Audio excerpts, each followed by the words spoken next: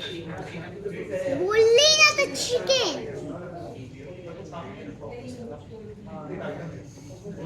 I have been to Darjeeling 4 times. On my fourth tour, I came to know about Kunga restaurant. It is a very famous restaurant in Darjeeling. It opens at 10 a.m. and closes at 6 p.m. sharp. There is always a long queue. On my fourth tour, on my first attempt, luckily I could enter the place. I ordered one plate of pork momo. In one plate, they served 10 jumbo sized momos, which has lots of meat in it and juicy from the inside. My wife had cheese omelette, so she had only one piece. Rest I had to eat. They were delicious, no doubt, but for a person like me, eating 9 of them is a challenging task. So, this time, which was going to be my last time, hopefully in Darjeeling, I thought I will have chicken momo and glass noodles. But I was there for 2 days and I could not enter the restaurant. With heavy heart, I had chicken fried rice in Glenaries,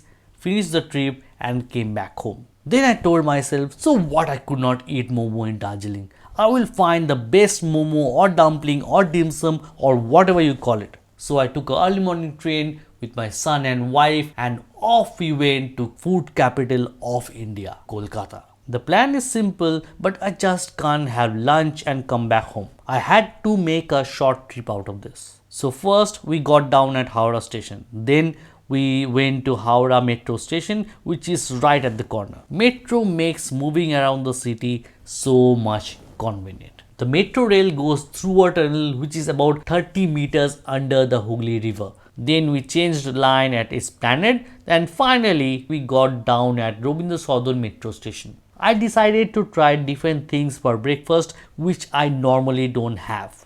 I chose this place because it had good reviews. The restaurant had high ceilings and all around the wall was white, had the feel of Pondicherry restaurant. This place had a good vibe. My son really liked this place. My wife ordered veg Caesar salad. So boring. Trust me, order this with chicken. Even my son disliked her choice of food. I ordered hot dog sandwich. This one was covered in sauce. Two sausages were chopped in 4 slices and had tomato slices and lettuce, which made it very difficult to keep everything inside. My son was only interested in french fries. They were hot and crispy, just the way it is supposed to be. I needed 2 hands to eat this. I was covered in sauce, it was too messy. This wasn't the best hot dog that I had, but not bad either. Average. Next, I ordered fluffy pancakes and asked them to give the maple syrup in a bowl. I always had pancake which my mom makes with egg inside. Over here, I wanted to try the original version of pancakes. With the first bite, I realized my mistake. I should have ordered eggs instead of this. It's not that the pancakes were bad. Problem was, for a non-vegetarian like me, this was the wrong option. I'm sure a true foodie would have liked it. Anyways, eating pancakes dipped in maple syrup was a new experience for me. It was soft and easy to eat, that I can say. I believe everyone should try something new. After the heavy breakfast, we went to Birla Industrial and Technological Museum. This is the perfect place to take your kid. You want to know why? Switches. Kids love to press switches and see things move up, round, towards you, sideways, make noises, look cool, make electricity, and if there is a separate section for kids, there is no better place than that. There were all sort of toys to play with and a stationary train to fulfill your kid's lifelong dream of becoming a loco pilot. Temporarily, of course. The last cherry on the top was this test ride. To my surprise, my 5-year-old son actually drives better than me. After making my son happy, we took a cab to the actual destination. I chose this place for the varieties of Asian food option it offers. As I saw the view from its window and looked around the restaurant's decoration, I realized my wallet was going to be a lot lighter after this meal. I selected only dumplings and its siblings for lunch. No noodles, no rice were invited. Before the meal started, they served us this complimentary palate refresher on these 3 soup spoons which looked really amazing. Correct me if I'm saying it wrong. It is called Amush Bush. It is a cube of watermelon covered in salty foam. I took a sip, then struggled to pour the watermelon in my mouth.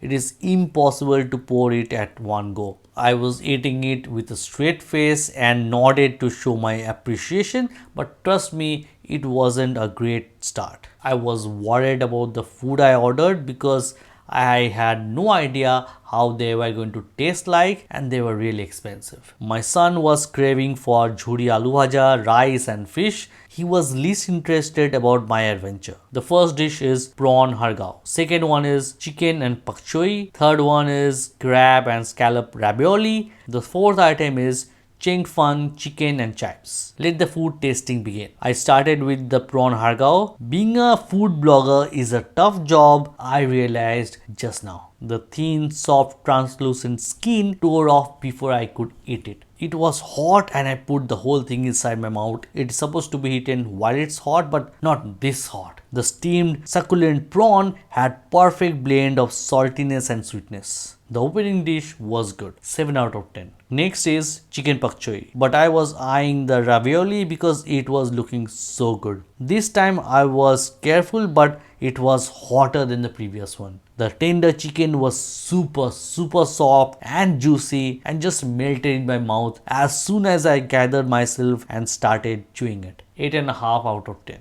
I saw ravioli only in TV shows. I never had scallops before and I am not a big fan of crab either, so I was a bit skeptical.